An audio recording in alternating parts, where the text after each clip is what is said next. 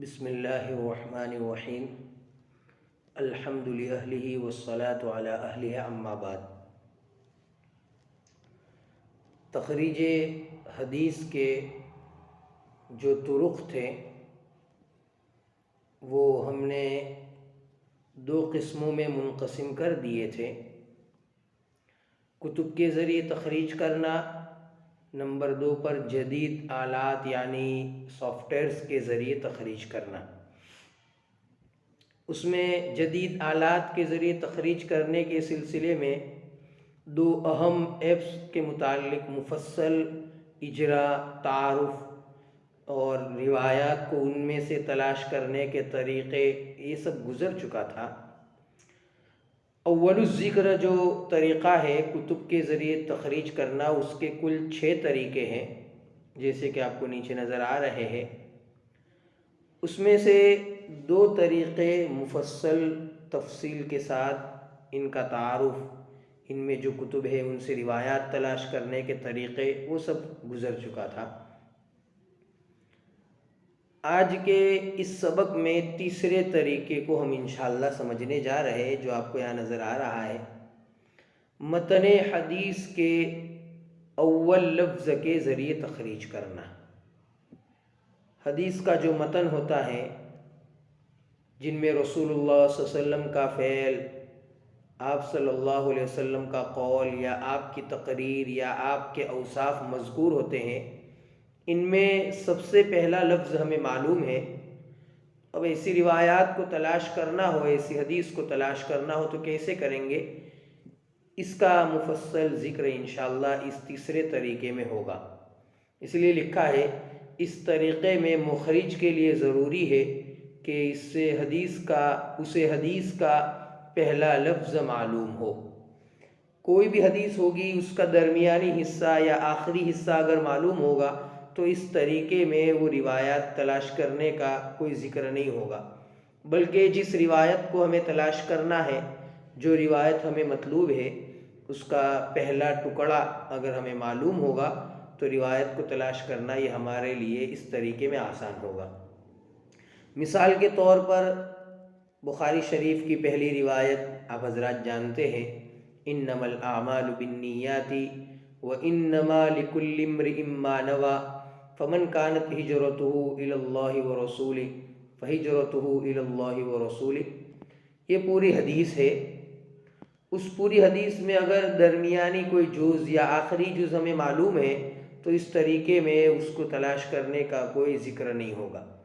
لیکن اگر کسی کو یاد ہے انما الاعمال بالنیات، اب اس روایت کو تلاش کرنا ہے تو کیسے کریں گے؟ اس کا مفصل ذکر انشاءاللہ آج کے اس سبق میں اور آئندہ اسباق میں ہوگا۔ آپ دیکھ سکتے ہیں تیسرا طریقہ جس میں لکھا ہوا ہے متن حدیث کے اول لفظ کے ذریعے تخریج کرنا۔ پھر اس میں بھی کل 3 طریقے ہیں، لیکن ان 3 طریقوں کو سمجھنے سے پہلے آپ یہ بات یاد رکھیں کہ بعض کتب حدیث کا طرز تصنیف یہ ہے کہ ان میں احادیث جو ہے وہ الف بائی کی ترتیب پر مرتب ہیں۔ تو ایسی کتابوں سے روایت تلاش کرنے کے لیے مخرج اور روایت تلاش کرنے والے کے لیے انتہائی بات ضروری ہے کہ حدیث کا پہلا لفظ معلوم ہو، جیسے میں نے بتایا۔ اور ایسی جو کتابیں ہوگی، اس میں ایسی کتابیں اکثر و بیشتر کتب غیر اصلیہ کے قبیل سے ہے۔ اس میں جتنی بھی کتابیں ہوگی ان میں سے اکثر کتابوں کا تعلق کتب غیر اصلیہ ہے کے قبیل سے ہے۔ اب کتب غیر اصلیہ کس کو کہتے ہیں اس کا مفصل ذکر گزر چکا ہے، لیکن ہاں اگر کوئی کتاب ایسی جس کا تعلق کتب اصلیہ سے ہے، یعنی وہ کتاب کتب اصلیہ کے قبیل سے ہے، تو پھر انشاءاللہ اس جگہ پر ہم نشاندہی کر دیں گے کہ بھئی اس کتاب کا تعلق کتب اصلیہ سے ہے۔ بقیہ اس کے علاوہ جتنی بھی کتابیں اور ان کا تعارف، ان سے روایات تلاش کرنے کے جو بھی طریقے ہوں گے اور جو بھی کتابیں ہوگی، وہ تمام کتابوں کا تعلق کتب اصلیہ کے قبیل سے ہوگا۔ اس میں یہ جو تیسرا طریقہ ہے اس کی بھی 3 طریقے ہیں، اس کی بھی 3 انواع ہیں جیسے آپ کو نظر آ رہا ہے۔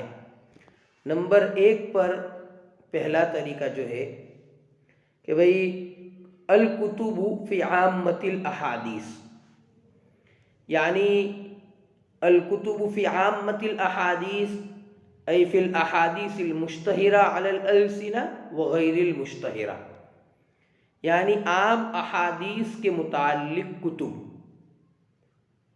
چاہے وہ احادیث زبان زد یعنی مشہور ہو یا نہ ہو۔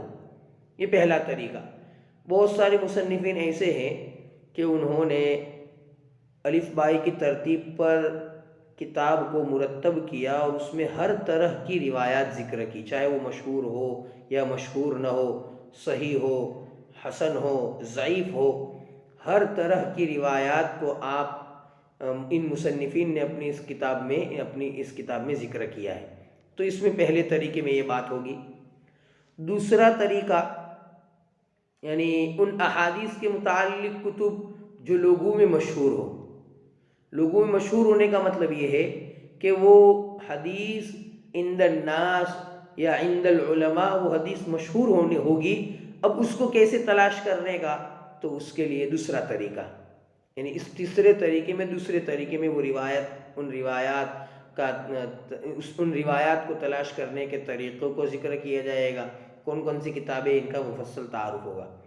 اب یہ جو احادیث ہے جو مشہور ہے لوگوں کے درمیان میں، چاہے وہ حدیث اور احادیث صحیح ہو یا ضعیف ہو یا موضوع ہو، تو کسی بھی طرح کی وہ روایات ہو سکتی ہے، ٹھیک ہے۔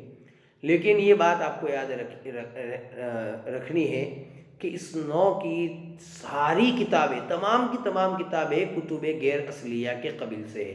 اس میں کوئی کتاب آپ کو کتب اصلیہ کے قبیل سے نظر نہیں آئے گی۔ یہ دوسرا طریقہ ہو گیا۔ تیسرا طریقہ جو آپ کو نظر آ رہا ہے، تیسرا طریقہ، اس کا مفصل تعارف انشاءاللہ آئندہ ہوگا، لیکن اس کو تیسرے طریقے میں کہ بھئی کتب الموسوعات الحدیثیہ، موسوعات حدیثیہ، اسی طرح جو فہارس کی کتابیں ہیں ان کے متعلق انشاءاللہ اس تیسرے طریقے میں مفصل تعارف ہوگا۔ موسوعات حدیثیہ، مفاتیح و فہارس، آپ کو اس طرح یاد رکھنا ہے تیسرے طریقے میں، موسوعات حدیثیہ، مفاتیح و فہارس۔ اس سے کون سی کتابیں مراد ہے، انشاءاللہ اس کا ذکر اس تیسرے طریقے کو جب ہم انشاءاللہ شروع کریں گے اس وقت ہم سمجھیں گے۔ بہرکیف تو یہ تیسرے طریقے میں بھی کل 3 طریقے تھے۔ اس میں جو پہلا طریقہ ہے، یعنی عام احادیث کے متعلق کتابیں، چاہے وہ احادیث لوگوں کے زبانوں پر ہو، یعنی زبان زد ہو، مشہور ہو یا نہ ہو، اس طریقے کے اندر چند کتابیں ہیں، ان کا تعارف انشاءاللہ ہم سمجھیں گے اگلے صفحے میں۔ ان کا مختصر تعارف آپ کو نظر آ رہا ہے، لیکن انشاءاللہ ہم مفصل تعارف سمجھیں گے۔ سب سے پہلے جس کتاب کا ذکر کیا گیا ہے، جمع الجوامع یا الجامع الکبیر، یہ امام سیوطی رحمۃ اللہ علیہ کی کتاب ہے، جمع الجوامع، آپ دیکھ سکتے ہیں۔ اس کے متعلق آج کے انشاءاللہ اس سبق میں ہم تفصیل سے سمجھنے جا رہے ہیں۔ تفصیل سمجھنے سے پہلے یہ بات یاد رکھے کہ یہ جو کتاب ہے اس کا نام اصل میں جمع الجوامع ہے، لیکن الجامع الکبیر بھی کہتے ہیں۔ یہ خاص طور پر آپ کو یاد رکھنی ہے یہ بات کہ اصل نام تو ہے جمع الجوامع، لیکن الجامع الکبیر بھی کہتے ہیں۔ اس لیے کبھی جمع الجوامع کا لفظ ہو تو اس سے ہماری مراد جامع الکبیر بھی ہو سکتی ہے، اور الجامع الکبیر بولا جائے تو ہمارا ذہن منتشر نہیں ہونا چاہیے خلط مبحث میں کہ الجامع الکبیر تو نام نہیں سنا ہے، الجامع الصغیر سنا ہے وغیرہ، لیکن الجامع الکبیر یہ تو نہیں سنا، تو نہیں، الجامع الکبیر جو ہے وہی جمع الجوامع کا دوسرا نام ہے۔ اس کے متعلق ترتیب بار انشاءاللہ ہم 6 یا 7 چیزیں سمجھنے جا رہے ہیں۔ 6 چیزیں انشاءاللہ ہم سمجھیں گے ترتیب سے۔ نمبر 1 پر مصنف کا نام، نمبر 2 پر کتب اصلیہ کی احادیث کو اس میں جمع، کن کن کتب اصلیہ کی احادیث کو اس میں جمع کیا گیا ہے۔ نمبر 3 پر طریقہ تالیف کیا ہے مصنف کا، تو 3 باتیں ہو گئی۔ نمبر 1 پر مصنف کتاب کا نام، نمبر 2 پر کن کن کتب اصلیہ کی احادیث کو اس میں جمع کیا گیا ہے اس کا ذکر، نمبر 3 پر طریقہ تالیف، اس کو بھی انشاءاللہ ہم سمجھنے جا رہے ہیں کہ بھئی مصنف رحمۃ اللہ علیہ نے جو کتاب لکھی ہے تو اس کا طریقہ کیا ہے لکھنے کا، نمبر 4 پر کتابت حدیث کا طریقہ کہ بھئی کس انداز سے اس کتاب میں روایات ذکر کی ہے، نمبر 5 پر احادیث کا درجہ بھی چونکہ بیان کیا ہے تو احادیث کا درجہ بیان کرنے کا طریقہ کیا اس میں ہوگا، اور نمبر 6 پر جن کتب اصلیہ کی احادیث کو ان میں ذکر کیا گیا ہے ان کے رموز کیا کیا ہے، چونکہ آپ نے خاص مخصوص رموز ذکر کر کے اس کی طرف اشارہ فرمائے ہیں تو ان کا ذکر ہوگا۔ تو یہ 6 باتیں انشاءاللہ ہم ترتیب سے سمجھنے جا رہے ہیں۔ پہلی بات، مصنف کتاب کا نام، چنانچہ بہت ہی مشہور مصنف ہے علامہ جلال الدین سیوطی رحمۃ اللہ علیہ، آپ حضرات جانتے ہیں، اور آپ کی ایک مشہور کتاب جلالین جس کا نصف حصہ آپ نے ترتیب دیا ہے جو آپ نے پڑھی ہے، تو علامہ جلال الدین سیوطی رحمۃ اللہ علیہ ہی کی یہ کتاب ہے جمع الجوامع یا الجامع الکبیر کہیے۔ آپ کو امام اور حافظ کے نام سے یاد کیا جاتا تھا، آپ کا لقب تھا جلال الدین، آپ کا نام عبد الرحمن، اور آپ کے والد کا نام ابو بکر محمد۔ آپ چونکہ اسیوط یا سیوط کے رہنے والے تھے، اس میں اختلاف ہے، اس لیے آپ کو السیوطی کہتے ہیں۔ تو پورا سلسلے نسب کچھ اس طرح ہو جائے گا، امام حافظ جلال الدین عبد الرحمن ابن ابو بکر محمد السیوطی، متوفی 911 ہجری، 911 ہجری میں آپ رحمۃ اللہ علیہ کی وفات ہوئی ہے۔ جو علامہ جلال الدین سیوطی سے مشہور ہیں، یہ جو آپ کی کتاب ہے جمع الجوامع الجامع الکبیر، اس کا تعلق غیر اصلیہ سے ہے، یہ بات آپ یاد رکھیں، چونکہ اس میں امام سیوطی رحمۃ اللہ علیہ نے روایات کو اپنی اسانید سے ذکر نہیں کیا ہے، بلکہ کتب اصلیہ کی روایات کو اس میں ذکر کیا ہے اور ان کے حوالہ جات ذکر کیے ہیں۔ تو یہ جمع الجوامع کے متعلق ایک بات تھی جو میں نے بیچ میں بتا دی۔ نمبر 2 پر کن کن کتب اصلیہ کی احادیث کو اس میں جمع کیا گیا ہے، یہ بہت ہی بڑا سوال ہے کہ کن کن کتب اصلیہ کی احادیث اس میں مذکور ہے، تو اس کا جواب یہ ہے کہ اس کتاب میں یعنی جمع الجوامع میں امام سیوطی رحمۃ اللہ علیہ نے تقریباً 80 سے زائد کتابوں سے روایات ذکر کی ہیں، 80 سے زائد۔ اب وہ کون کون سی روایات ہے اور وہ کون کون سی کتب اصلیہ ہے، وہ انشاءاللہ اس کا ہم معائنہ دوران اجرا کریں گے اور سمجھیں گے اس کو، لیکن آپ کو اتنا یاد رکھنا ہے جیسے کہ یہاں بھی لکھا ہوا ہے 80 کتب سے زائد کتب کی روایات اس میں جمع کر دی ہے امام سیوطی رحمۃ اللہ علیہ نے، اور تقریباً اس میں جو روایات کی تعداد ہے اور احادیث کی جو تعداد ہے 46,624، جی 46,624 احادیث اس میں مذکور ہے۔ یہ بات تھی جو میں نے بتا دی نمبر 2 پر۔ تیسرے نمبر پر جو بات ہمیں سمجھنی ہے وہ یہ کہ امام سیوطی رحمۃ اللہ علیہ کا طریقہ تالیف کیا ہے، اس کو خاص طور پر سمجھنا ہے۔ تو امام سیوطی رحمۃ اللہ علیہ نے ان میں جو احادیث ذکر کی ہے ان احادیث کو 2 قسموں پر منقسم کر دیا ہے۔ نمبر 1 پر احادیث قولیہ اور نمبر 2 پر احادیث فعلیہ، جی نمبر 1 پر احادیث قولیہ اور نمبر 2 پر احادیث فعلیہ۔ احادیث قولیہ کی ترتیب الف بائی کی ترتیب پر ہے، اور احادیث فعلیہ کی ترتیب جو ہے وہ اسماء صحابہ کی ترتیب پر ہے۔ یعنی امام سیوطی رحمۃ اللہ علیہ نے جب احادیث قولیہ کو پہلے ذکر کیا ہے، یعنی وہ احادیث جو رسول اللہ صلی اللہ علیہ وسلم کی زبان مبارک سے جو نکلی ہے، آپ صلی اللہ علیہ وسلم کا جو ارشاد مبارک ہے، ان احادیث قولیہ کو آپ نے پہلے ذکر کیا اور اس کی ترتیب الف بائی کی ترتیب رکھی۔ اول لفظ حدیث کے اول لفظ کے اعتبار سے الف بائی کی ترتیب پر اس کو مرتب کیا ہے۔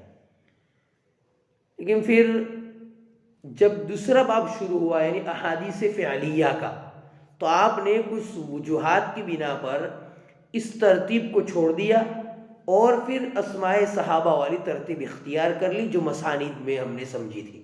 یعنی اس میں کیا ترتیب ہے وہ انشاءاللہ میں اس کو مفصل ذکر کر رہا ہوں، لیکن اسماء صحابہ کی ترتیب کو حروف ہجائیہ کی ترتیب پر، جیسے مثلا ایک ہی جگہ پر حضرت ابوبکر صدیق رضی اللہ عنہ کی روایات، حضرت علی رضی اللہ عنہ کی روایات، حضرت ابو ہریرہ رضی اللہ عنہ کی روایات، اس طرح سے۔ تو گویا کہ یہ جو کتاب ہے امام سیوطی رحمۃ اللہ علیہ کی جمع الجوامع یا الجامع الکبیر، تو ہم اس کتاب کے متعلق ایسا کہہ سکتے ہیں کہ اس کا تعلق جو ہے تخریج حدیث کے تیسرے طریقے سے بھی ہے اور پہلے طریقے سے بھی ہے۔ جی، تیسرے طریقے سے اس لیے کہ احادیث قولیہ میں احادیث قولیہ کو الف بائی کی ترتیب پر مرتب کیا ہے، اور پہلے طریقے سے اس لیے کہ احادیث فعلیہ کو اسماء صحابہ کی ترتیب پر تحریر کیا ہے۔ تو یہ طریقہ تعلیف تھا، اس کا مفصل ذکر میں اب کر رہا ہوں۔ تو میں نے آپ کو بتا دیا احادیث قولیہ کا پہلا باب ہے اور احادیث فعلیہ کا دوسرا باب ہے۔ احادیث قولیہ سے مراد وہ احادیث ہے جنہیں آپ صلی اللہ علیہ وسلم نے اپنی زبان مبارک سے ارشاد فرمایا ہو۔ تو میں نے بتایا کہ ان احادیث قولیہ کو امام سیوطی رحمۃ اللہ علیہ نے حدیث کے اول لفظ کے اعتبار سے الف بائی کی ترتیب پر مرتب کیا ہے، لیکن جیسے بتایا میں نے کہ چند وجوہات کی بنا پر آپ نے اس ترتیب کو چھوڑ دیا۔ اگر کسی کو یہ وجوہات مطلوب ہو تو محمد ابو اللیث خیرات آبادی القاسمی کی جو کتاب ہے تخریج الحدیث نشأتہ و منہجیتہ، جو میں نے آپ حضرات کے لیے گروپ میں ارسال کی ہے، اس میں آپ دیکھ سکتے ہیں۔ اس میں وہ وجوہات لکھے کہ ان وجوہات کی بنا پر امام سیوطی رحمۃ اللہ علیہ نے یہ ترتیب کو چھوڑ دیا تھا۔ دوسرا باب ہے احادیث فعلیہ کا۔ تو احادیث فعلیہ سے آپ نے 3 طرح کی احادیث مراد لی ہے، خاص طور پر یہ بات سمجھنی ہے، 3 طرح کی احادیث مراد لی ہے۔ نمبر 1 پر خالص احادیث فعلیہ، یعنی اس سے مراد وہ احادیث ہے جن میں صحابی نے صراحتاً نبی اکرم صلی اللہ علیہ وسلم کا فعل بیان کیا ہو یا آپ صلی اللہ علیہ وسلم کی تقریر بیان کی ہو۔ تقریر تو آپ حضرات جانتے ہیں، تقریر سے مراد کسی صحابی نے نبی اکرم صلی اللہ علیہ وسلم کی موجودگی میں کوئی کام کیا ہو اور آپ صلی اللہ علیہ وسلم نے اس پر سکوت فرمایا ہو۔ تو احادیث فعلیہ سے 3 طرح کی احادیث مراد لی ہے۔ نمبر 1 پر خالص احادیث فعلیہ۔ اب خالص احادیث فعلیہ سے کیا مراد ہے اس کی وضاحت میں نے بتلا دی۔ نمبر 2 پر وہ احادیث جن میں قول اور فعل مخلوط ہو، یعنی بعض احادیث ایسی ہوتی ہے کہ اس میں ابتداءً تو فعل نقل کرتے ہیں کوئی صحابی رضی اللہ عنہ، پھر اس کے بعد اس میں اخیر میں قول ذکر کرتے ہیں کہ رسول اللہ صلی اللہ علیہ وسلم نے یہ کیا اور یہ فرمایا، تو دوسرے باب میں وہ روایت ہمیں ملے گی۔ نمبر 3 پر وہ احادیث جن میں کوئی سبب یا اس طرح سے کوئی چیز بیان کی گئی ہو تو وہ روایت ذکر کرتے ہیں، یعنی جن میں کوئی خالص فعل نبوی کو بیان نہ کیا گیا ہو تو ایسی روایات کو نمبر 3 پر، یعنی وہ احادیث بھی احادیث فعلیہ میں ذکر کی امام سیوطی رحمۃ اللہ علیہ نے۔ تو گویا کہ امام سیوطی رحمۃ اللہ علیہ نے احادیث فعلیہ میں 3 طرح کی روایات ذکر کی. نمبر 1 پر وہ روایات جس میں خالص فعل مذکور ہے. نمبر 2 پر وہ احادیث جن میں قول اور فعل مخلوط ہے. اور نمبر 3 پر وہ احادیث جن میں کوئی سبب یا اس طرح کی کوئی چیز بیان کی گئی ہو جس میں کوئی فعل خالص نبی اکرم صلی اللہ علیہ وسلم کا کوئی خالص فعل مذکور نہ ہو. یہ 3 طرح کی احادیث فعلیہ کو آپ نے اس میں ذکر کیا ہے دوسرے باب میں. اس کی ترتیب جیسے میں نے بتایا کہ احادیث فعلیہ کو آپ نے اسماء صحابہ کی ترتیب پر تحریر کیا ہے. پھر اس کا طریقہ کیا ہے؟ اس کا طریقہ یہ ہے کہ پہلے عشرہ مبشرہ کی جمعی روایات ذکر کی ہے. عشرہ مبشرہ یعنی میں ترتیب سے گنوا دیتا ہوں: حضرت ابوبکر صدیق رضی اللہ عنہ، حضرت عمر فاروق، حضرت عثمان غنی، حضرت علی. یہ 4 خلفائے اربعہ ہو گئے. حضرت سعد ابن ابی وقاص، سعید ابن زید، حضرت طلحہ ابن عبید اللہ، حضرت زبیر ابن العوام، حضرت عبد الرحمن ابن عوف اور حضرت ابو عبیدہ ابن الجراح رضی اللہ عنہم اجمعین. یہ عشرہ مبشرہ ہیں جن کی احادیث کو آپ نے سب سے پہلے ذکر کیا ہے. اس کے بعد پھر عام صحابہ کے ناموں کو الف بائی کی ترتیب پر مرتب کیا ہے. تو گویا کہ احادیث فعلیہ میں ایک ترتیب کیا ہوگی؟ سب سے پہلے عشرہ مبشرہ کی روایت ملے گی، اس کے بعد جمیع صحابہ کی روایت الف بائی کی ترتیب پر. 2 چیزیں ہو گئی. نمبر 3 پھر جو صحابہ کنیت سے مشہور ہے ان کی روایت ملے گی، جیسے حضرت ابو ہریرہ ہے، حضرت مثلاً اس طرح کے بہت سارے صحابہ ہیں جو کنیت سے مشہور ہے، تو ان کی روایات ہمیں اس میں ملے گی، یعنی تیسرے نمبر پر کنیت سے جو مشہور ہے وہ. نمبر 4 پر جو حضرات صحابہ مبہمین میں سے ہیں، یعنی جن کے اسماء صراحتاً مذکور نہیں ہیں، جیسے وہ روایت ہوتی ہے کہ بھئی عن رجل من بنی فلان من قبیلۃ فلان قول قول رسول اللہ صلی اللہ علیہ وسلم، اس طرح سے، تو ان کا ذکر نمبر 4 پر کریں گے. تو ترتیب آپ کو سمجھ میں آ رہی ہوگی. نمبر 1 پر عشرہ مبشرہ کی روایات، نمبر 2 پر عام صحابہ کی روایات الف بائی کی ترتیب پر، نمبر 3 پر کنیت سے مشہور صحابہ کی روایات، نمبر 4 پر مبہمین کی روایات، نمبر 5 پر صحابیات کی روایات الف بائی کی ترتیب پر. پھر اس میں بھی وہ صحابیات کی روایات جو کنیت سے مشہور ہے، پھر وہ صحابیات کی روایات جو مبہمات میں سے ہیں، اسی ترتیب سے. اور نمبر 6 پر احادیث مرسلہ یعنی احادیث جو مراسیل ہیں ان کو ذکر کرتے ہیں، اور اس میں بھی حروف ہجائیہ کی ترتیب ہوتی ہے، اور اس میں بھی کنیت والے جو مشہور تابعین ہیں کنیت والے، اور وہ اگر مرسل روایت ذکر کرتے ہیں تو ان کی روایت ذکر کرتے ہیں. تو یہ پوری ترتیب ہے. اگر اس ترتیب کو آپ کو دیکھنا ہو تو آپ تخریج الحدیث نشأت و منہجیتوں میں دیکھ سکتے ہیں. اسی طرح جمع الجوامع کے جو محقق ہیں انہوں نے بھی اس کی اپنے مقدمے میں اس کی وضاحت کی ہے. تو مختصر طور پر میں پھر سے بتا دوں، 6 چیزیں آپ کو یاد رکھنی ہے.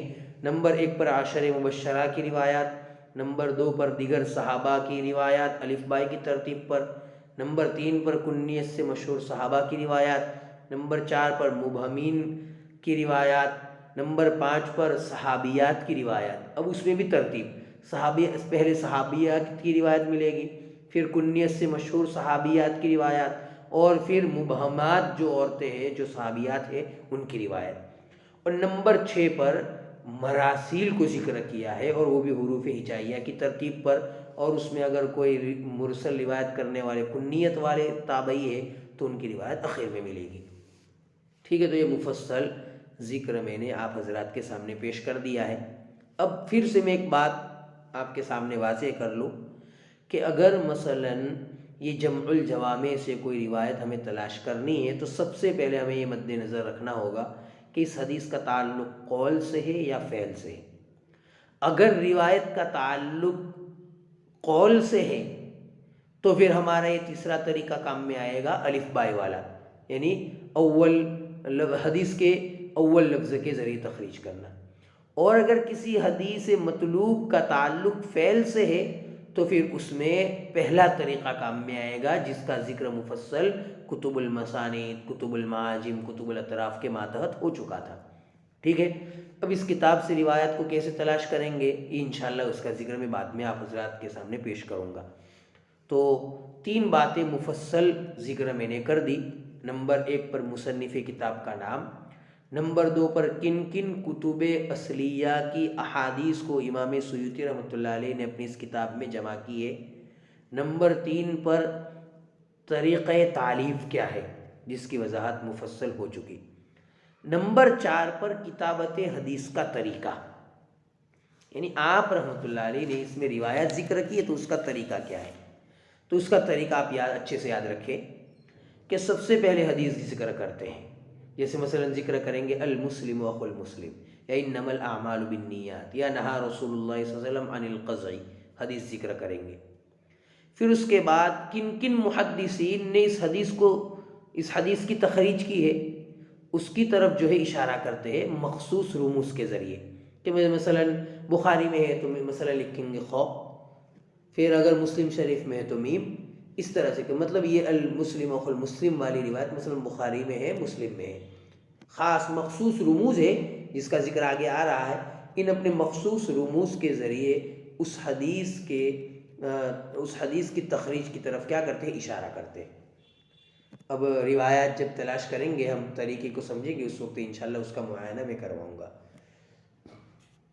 اب یہ بات اس میں خاص طور پر مد نظر رکھنی ہے، وہ یہ ہے کہ اگر دوسرا باب ہے، یعنی احادیث قولیہ والا باب، تو اس میں حدیث کو روایت کرنے والے صحابی کا نام بھی تحریر کرتے ہیں۔ مثلا بھائی لکھا انما الاعمال بالنیات، پھر رموز ذکر کر کے اس کی تخریج فرمائی کہ بھئی ان کتب میں روایات ہے، اور پھر اس میں ذکر کریں گے کہ بھئی یہ روایت جو ہے حضرت عمر فاروق رضی اللہ عنہ سے ہے۔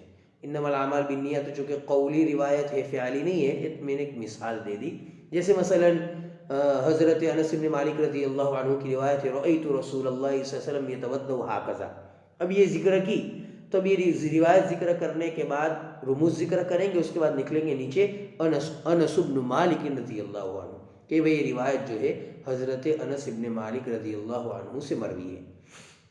لیکن یہ دوسرے باب میں، یعنی الاحادیث القولیہ والا جو دوسرا باب ہے، اس میں یہ صحابی کے نام کو ذکر کرتے ہیں، ورنہ پہلے والے باب میں یعنی الاحادیث القولیہ میں اس طرح سے صحابی کے نام کو ذکر نہیں کرتے ہیں۔ تو 4 باتیں تفصیل سے ہو گئی۔ نمبر 5 پر، اس کو بھی بہت آپ غور سے سمجھے سنیں، وہ یہ ہے کہ احادیث کا درجہ بیان کرنے کا طریقہ کیا ہے۔ جی، اس کو خاص طور پر آپ کو اچھے سے سمجھنا ہے، اور اس کے بعد اخیر والی بات انشاءاللہ ہم سمجھیں گے نمبر 6 پر، کہ رموز کیا کیا ہے۔ تو نمبر 5 پر احادیث کا درجہ بیان کرنے کا طریقہ، چنانچہ امام سیوطی رحمۃ اللہ علیہ نے صحت، حسن اور ضعف کے اعتبار سے احادیث کا درجہ بیان کرنے کے لیے جمی کتابوں کو 3 قسموں پر منقسم کر دیا ہے۔ یعنی یہ جو کتابیں، جن کتب اصلیہ کی روایات کو آپ نے جمع الجوامع میں لیا ہے، جن احادیث کو لیا ہے، ان جمی کتب اصلیہ کو آپ نے 3 قسموں میں منقسم کر دیا ہے۔ اور 3 قسموں میں منقسم کرنے کی غرض کیا ہے، اس میں آپ رحمۃ اللہ علیہ کا ارادہ کیا ہے، اس کا ذکر میں بعد میں کروں گا، لیکن وہ کتابیں آپ اچھے سے سمجھ لیں تو آپ کو بات سمجھ میں آ گئی ہوگی کہ جتنی بھی کتابیں ہوگی ان کتابوں کا تعلق 3 طرح سے ہوگا، 3 قسموں میں سے کسی بھی طرح سے ہوگا۔ نمبر 1 پر وہ کتابیں جن سے حدیث کی صحت کی طرف اشارہ کرنا مقصود ہوگا، یعنی کوئی روایت ایسی ہے جو مثلا بخاری شریف میں ہے، مسلم شریف میں ہے، صحیح ابن حبان میں ہے، تو اس کا حوالہ ذکر کرنے کا مفہوم یہ ہوتا ہے آپ کا کہ روایت صحیح ہے یوں۔ اب وہ کون کون سی کتابیں ہیں، تو وہ کل 11 طرح کی کتابیں آپ نے مد نظر رکھی ہے، یعنی 11 روایات کو آپ نے صحیح یعنی صحت کی طرف اشارہ کرنے کے لیے آپ نے اس کو مرتب کیا ہے۔ 11 طرح کی روایت وہ احادیث کی کتابیں کون کون سی کتب اصلیہ، تو آپ میں شمار کروا دیتا ہوں، اور اگر آپ کو وہ کتابیں دیکھنی ہو تو تخریج الحدیث نشأت و منہجیت میں آپ کو مفصل ملے گی۔ صحیح بخاری، صحیح مسلم، نمبر 3 پر صحیح ابن حبان، نمبر 4 پر امام حاکم رحمۃ اللہ علیہ کی المستدرک علی الصحیحین، اور اس میں جو امام ذہبی رحمۃ اللہ علیہ کی جو امام ذہبی رحمۃ اللہ علیہ کا کام ہے، تو امام ذہبی رحمۃ اللہ علیہ کی تلخیص کے ساتھ۔ نمبر 5 پر علامہ ضیاء المقدسی کی الاحادیث المختارہ، نمبر 6 پر موطا امام مالک، نمبر 7 پر صحیح ابن خزیمہ، 8 صحیح ابی عوانہ، نمبر 9 الصحاح لابن السکن، نمبر 10 المنتقى لابن الجارود، نمبر 11 المستخرج علی الصحیحین یا المستخرج علی احدہما۔ تو یہ کل 11 طرح کی کتابیں ہوئی۔ تو اگر ان میں ان کے حوالے سے کوئی روایت ہوتی ہے تو امام سیوطی رحمۃ اللہ علیہ اس سے صحت کی طرف اشارہ کرنا مقصود ہوتا ہے کہ بھئی یہ روایت صحیح ہے۔ نمبر 2 پر جو قسم ہے وہ کتابیں جو صحیح، حسن، ضعیف احادیث سے مخلوط ہے، جی وہ کتابیں ہیں نمبر 2 میں، کہ جس میں صحیح روایات بھی ہے، حسن بھی ہے اور ضعیف بھی ہے، لیکن جن کے مؤلفین نے صحیح حسن احادیث پر سکوت فرماتے ہیں اور ضعیف احادیث پر عام طور پر تنبیہ کرتے ہیں۔ یہ ایسی کتابیں ہیں اس کے اندر کہ اگر کوئی روایت صحیح ہوتی ہے، حسن ہوتی ہے تو اس پر سکوت، اور اگر ضعیف ہوتی ہے تو کہتے ہیں ھذا حدیث ضعیف، جیسے امام ابو داؤد اور امام ترمذی رحمۃ اللہ علیہ کا نہج ہے۔ اس میں کون کون سی کتابیں ہیں؟ تو اس میں کل تقریباً 14 سے کچھ زیادہ کتب احادیث ہے۔ ترتیب سے میں گنوا لیتا ہوں: سنن ابی داؤد، جامع ترمذی، سنن نسائی، سنن ابن ماجہ۔ نمبر 5 پر مسند ابی داؤد الطیالسی، جس کا مفصل تعارف گزر چکا۔ نمبر 6 پر مسند احمد اور ساتھ میں ان کے بیٹے عبداللہ کے زیادات، اس کا بھی تعارف ہو چکا۔ نمبر 7 پر مصنف عبد الرزاق، 8 پر مصنف ابی بکر ابن ابی شیبہ، جس کو مصنف ابن ابی شیبہ کہتے ہیں۔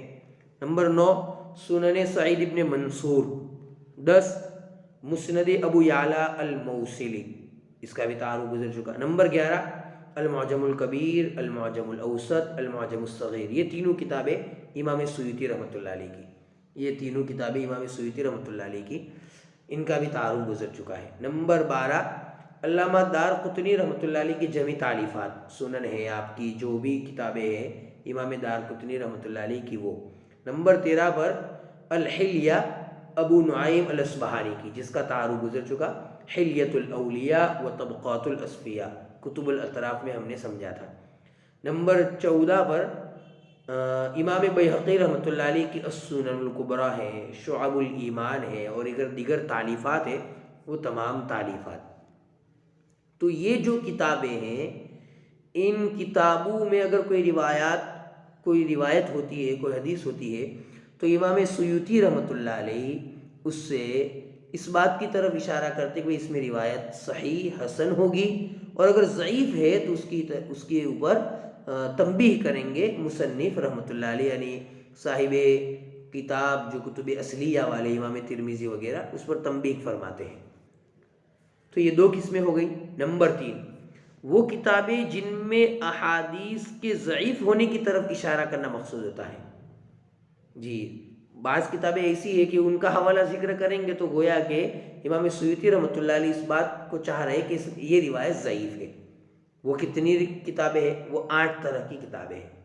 ترتیب سے آپ دیکھ لیں: امام عقیلی کی الضعفاء،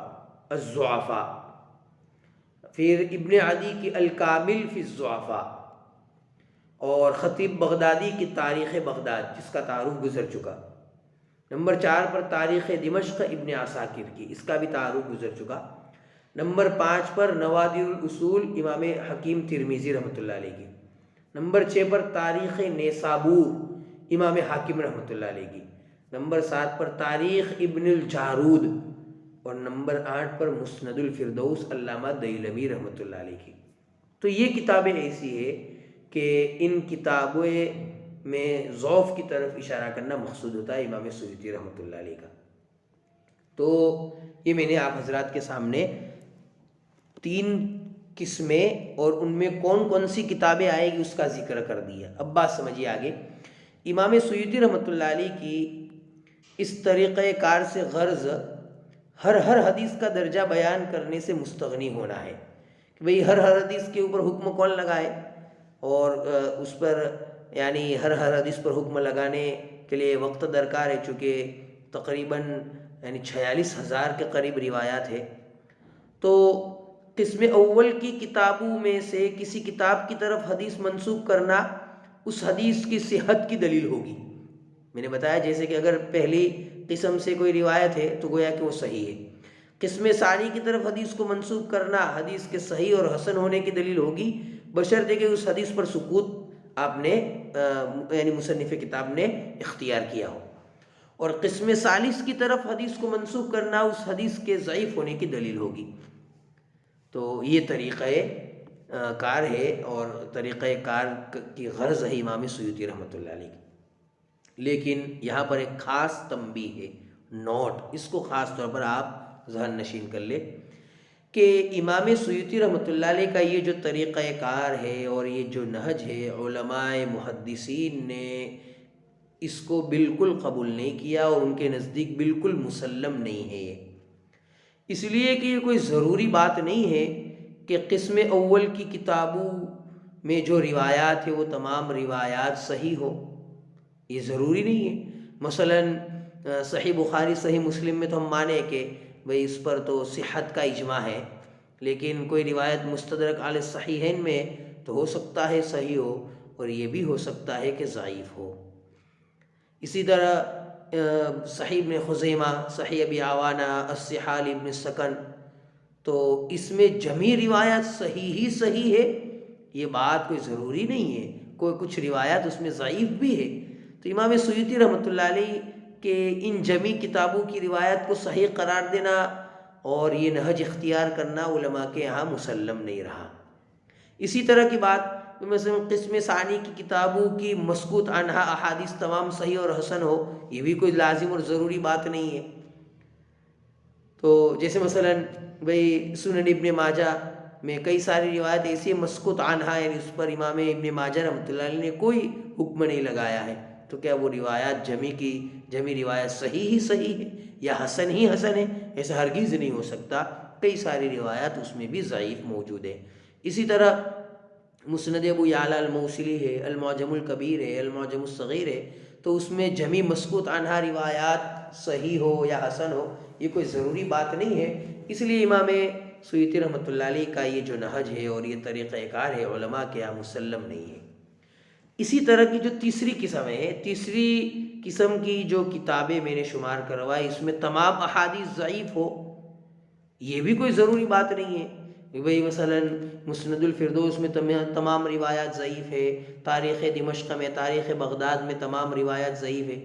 بھئی ضعیف ہے، اس کا کوئی منکر نہیں ہے، لیکن کچھ روایات اس میں صحیح بھی ہے، حسن بھی ہے، اور کچھ روایات ضعیف بھی ہے، اس کا کوئی منکر نہیں ہے۔ لہذا امام مسلم رحمۃ اللہ علیہ کا یہ جو طریقہ کار ہے وہ مسلم نہیں ہے، سمجھ میں آنے والی بات ہے۔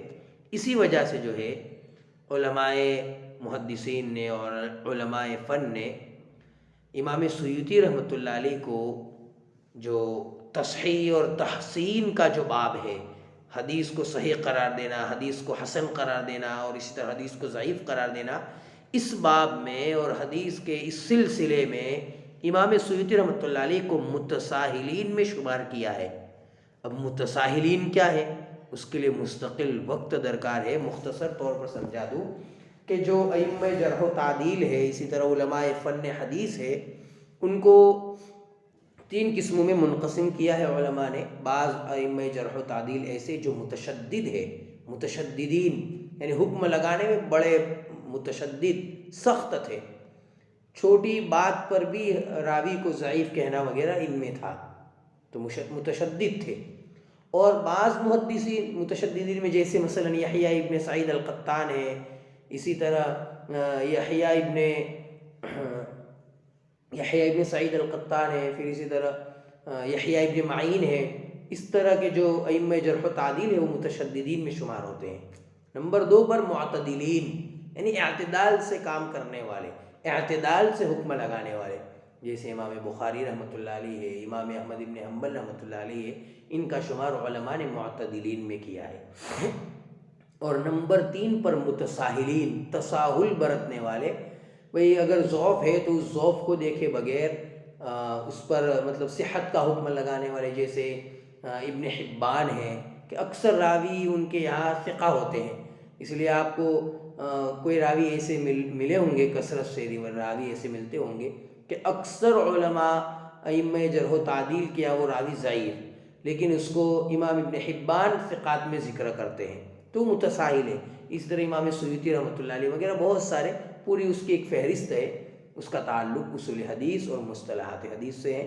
بہرکیف تو اس خاص نہج جو جمع الجوامع ہے، اس نہج کو مد نظر رکھتے ہوئے اور اسی طرح دیگر احادیث پر جو امام سیوطی رحمۃ اللہ نے حکم لگایا ہے، اس کو مد نظر رکھتے ہوئے علماء فن نے اس باب میں امام متساہلین میں شمار کیا ہے۔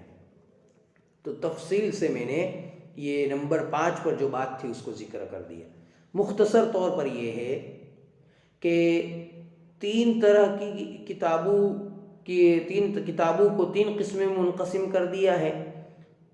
نمبر 1 پر جن میں صحت کی طرف اشارہ کرنا مقصود ہوتا ہے، نمبر 2 پر صحیح اور حسن کی طرف اشارہ کرنا مقصود ہوتا ہے، کچھ روایت ضعیف ہوتی ہے تو اس پر تنبیہ ہوتی ہے، اور نمبر 3 پر ضعف کی طرف اشارہ کرنا مقصود ہوتا ہے، اور ان میں کون کون سی کتابیں اس کا بھی ذکر کر دیا ہے، اور امام سیوطی رحمۃ اللہ علیہ کے طریقہ کار سے کیا غرض ہے اس کا بھی ذکر کر دیا، اور یہ مسلم ہے کہ نہیں، بات سمجھ میں آنے والی ہے کہ نہیں، اس کا بھی ذکر میں نے کر دیا ہے۔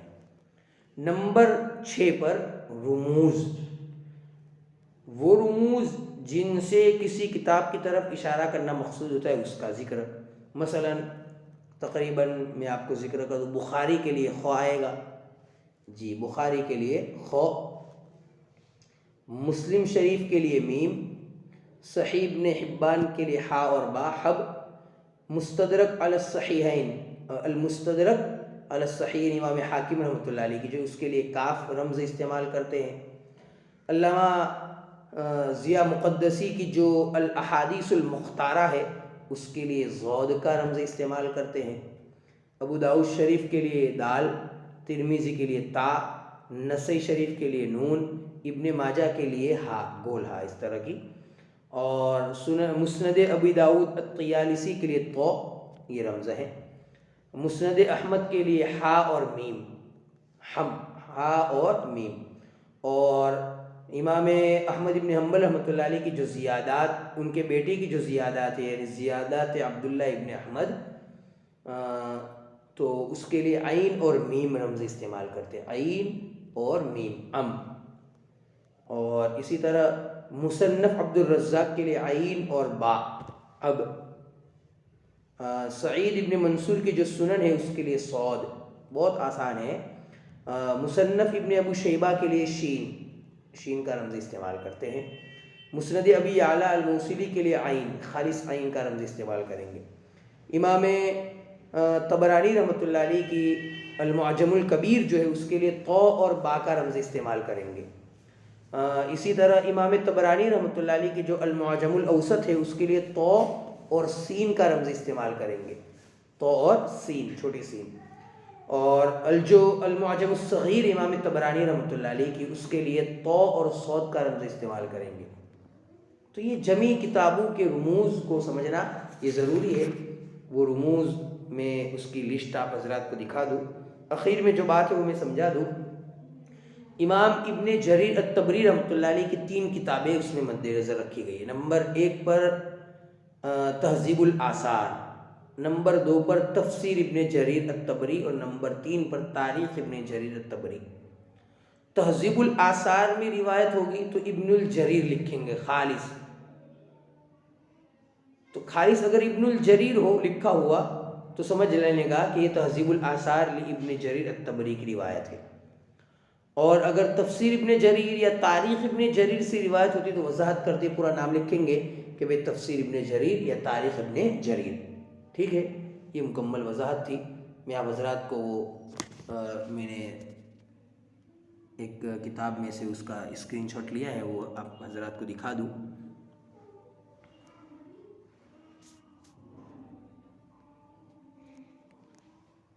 دیکھیے آپ پورا، میں آپ حضرات کے لیے اس کو زوم کر لوں.